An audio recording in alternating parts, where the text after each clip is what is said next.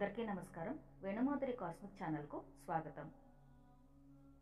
క్రిందటి భాగంలో ఈల బుధుల సంతానం ద్వారా చంద్రవంశ ఆగమాన విషయాలను తెలుసుకున్నాం.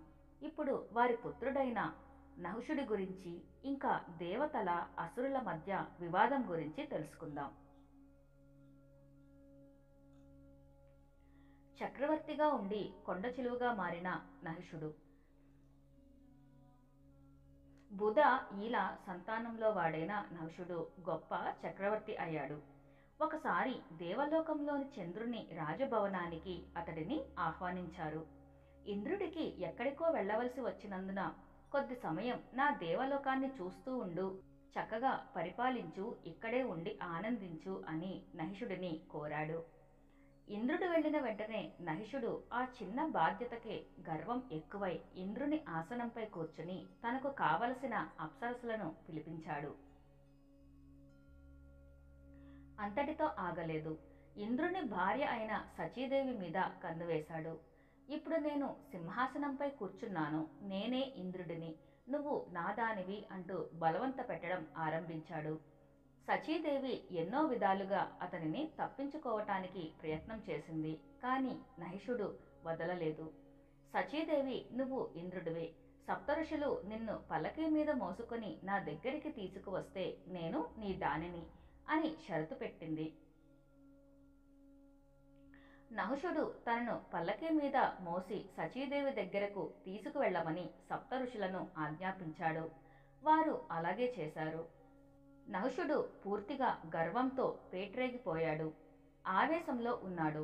ఋషులు తొందరగా నడవడం లేదని భావించి అహంకారంతో పల్లకి కుడి ప్రక్కన ఉన్న అగస్త్యముని శిరస్సుని తన్ని తొందరగా వెళ్ళండి అన్నాడు. అగస్త్యుడు అతని వంక ఒకసారి చూసి, నీకు గర్వం తలకెక్కింది, నువ్వు పూర్తి నీచంగా మారావు, నువ్వు దేవలోకంలో కాదు భూలోకంలో మనిషిగా కూడా ఉండడానికి అర్హుడివి కాదు, నువ్వు కొండ చిలువగా మారమని శపించాడు. కొండ చిలువ చాలా అధమ జంతువు. నహుషుడు కొండ చిలువగా దేవలోకం నుండి క్రింద పడిపోయాడు. ఆ కొండ చిలువ కథ దగ్గరికి తరువాత వద్దాం. నహుషుడికి ఇద్దరు సంతానం. వారిలో ఇద్దరు ముఖ్యమైన వారు యతి, యయాతి. యతి అసాధారణమైన తెలివికి, గుణానికి పేరొందాడు. ప్రపంచం వంక ఒక్క క్షణం చూసి నాకు ఈ ప్రపంచంతో సంబంధం లేదు అని సన్యాసం తీసుకుని హిమాలయాల్లోకి వెళ్ళిపోయాడు. యయాతి రాజు అయ్యాడు. దేవ అసురుల మధ్య నిత్య పోరాటాలు. ముందే చెప్పినట్లుగా బృహస్పతి దేవతల పురోహితుడుగా ఉండి వారి క్రతువులన్నిటినీ జరిపించుతున్నాడు. శుక్రాచార్యుడు అసురుల పురోహితుడు.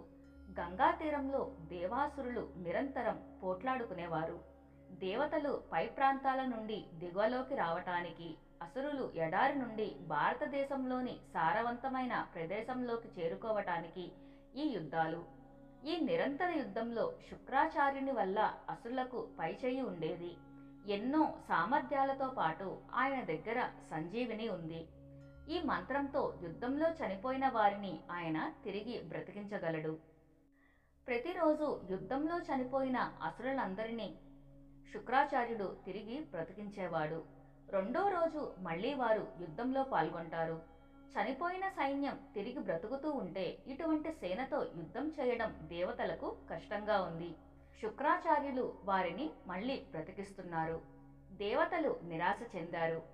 ఇదంతా చూస్తున్న బృహస్పతి కుమారుడు కుచుడు రాక్షసుల గురువు శుక్రాచార్యుడి వద్దకు వచ్చి తల వంచి వినమ్రతతో, నేను అంగీరుడి మనుమడిని, బృహస్పతి కుమారుడిని, నేను గొప్ప వంశం నుండి వచ్చాను, నన్ను మీ శిష్యుడుగా అంగీకరించండి అని వేడుకున్నాడు.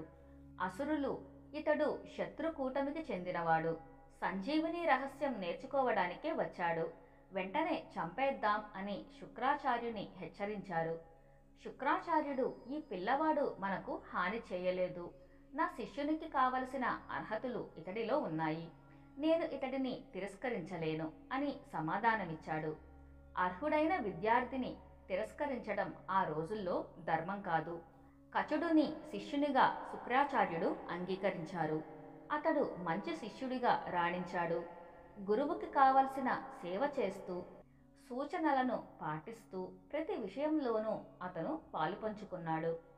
శుక్రాచార్యుని కుమార్తె దేవయాని కచుని చూసి ప్రేమించింది. కానీ కచుడికి ఆమెపై మక్కువ లేదు. ఆమె ఎంత ప్రయత్నించినా కచుడు తన దృష్టి ఆమె వైపు మరల్చలేదు. తను వచ్చిన పని నుండి అతను ధ్యాస మరల్చలేదు. అతను సంజీవిని కొరకే వచ్చాడని అసురుల నమ్మకం. ఒకరోజు కచుడు గురువుగారి పశువులను అడవికి తీసుకువెళ్ళాడు. అసురులు అతనిపై పడి చంపి ముక్కలు చేసి అడవి జంతువులకు వేశారు. సాయంకాలం ఆవులు మాత్రమే ఇంటికి రావటం చూసి దేవయాని కంగారు పడి తండ్రితో, కచుడు ఇంటికి రాలేదు, అతనికి ఎవరో హాని చేసి ఉంటారు, ఎక్కడున్నా అతన్ని మీరు జీవింప చేయాలి అని ఫిర్యాదు చేసింది. కూతురి విన్నపం విని శుక్రాచార్యుడు సంజీవని మంత్రంతో కచుని తిరిగి బ్రతికించాడు. జరిగిన సంగతి చెప్పమని కచుని అడుగగా అసురులు తనపై దాడి చేసి చంపిన విషయం శుక్రునికి వివరించాడు.